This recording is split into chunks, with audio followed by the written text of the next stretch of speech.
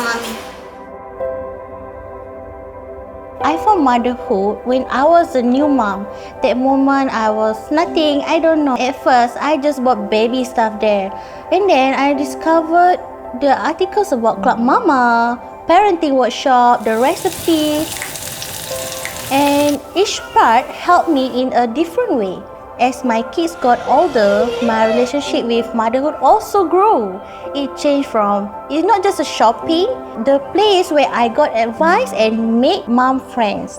That is the important thing because we need friends, right?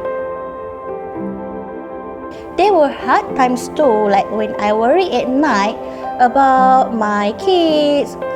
Motherhood was always a first place for help.